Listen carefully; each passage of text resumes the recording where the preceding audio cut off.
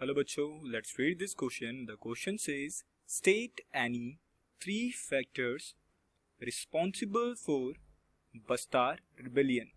ऐसे कौन से वो 3 फैक्टर थे जो किसके लिए रिस्पॉन्सिबल थे? बस्तार रिबेलियन के लिए. तो इसका आंसर जानने से पहले हम सबसे पहले पढ़ेंगे अपना की कंसेप्ट. देखो, हमेशा ध्यान रखना कि जब कभी भी हम बस्तार रिबेलियन की बात करेंगे ना, तो हमेशा एक प्रोमिनेंट लीडर का नाम जरूर आएगा. और वो कौन थे? वो थे हमारे गुंडाधूर.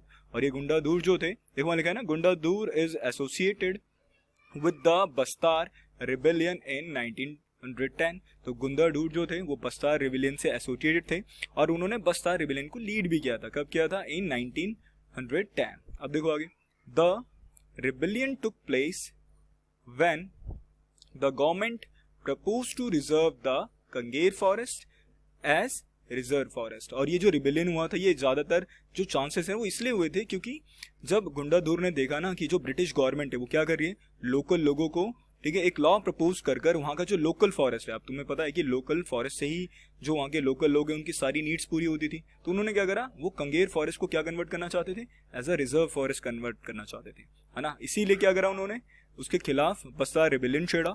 और इसके अलावा he also fought against the exploitative zamindar. और वो जो वहाँ के लोकल जमींदार थे, उन्होंने उनके खिलाफ भी क्या करी, लड़ाई लड़ी थी. क्योंकि जमींदार भी क्या करते थे, वहाँ के लोकल लोगों का एक्सप्लॉइटेशन करते थे. अब क्वेश्चन क्या पूछा था हमसे? 3 factors responsible for Bastar rebellion, है ना. ऐसे कौन से 3 फैक्टर थे जो बस्तार रिबेलियन के लिए रिस्पॉन्सिबल थे? तो देखो, सबसे पहला point, in 1905 the British government propose to reserve 2/3 of the forest. सबसे पहला कारण था कि जब ब्रिटिश गवर्नमेंट ने क्या करा, वहां के 2/3 मतलब 2/3 फॉरेस्ट को रिजर्व करने की कोशिश करी. ठीक है. Second point, to ban shifting cultivation. और दूसरा पॉइंट क्या है, जब उन्होंने वहां के, अब ज्यादातर जो बस्तर के लोग थे वो क्या करते थे, शिफ्टिंग कल्टिवेशन करते थे, लेकिन उन्होंने क्या करा, उनको भी बैन कर दिया. ठीक है. Third point, to ban hunting and collection of forest produce. अब all this steps force the locals to revolt against the British. अब इसके अलावा उन्होंने वहाँ की हंटिंग, मतलब वहाँ पे हंटिंग बैन कर दिया, है ना.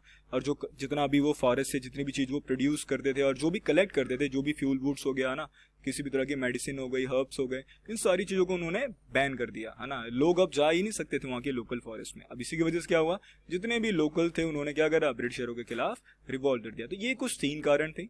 I hope you understand it well. Best of luck.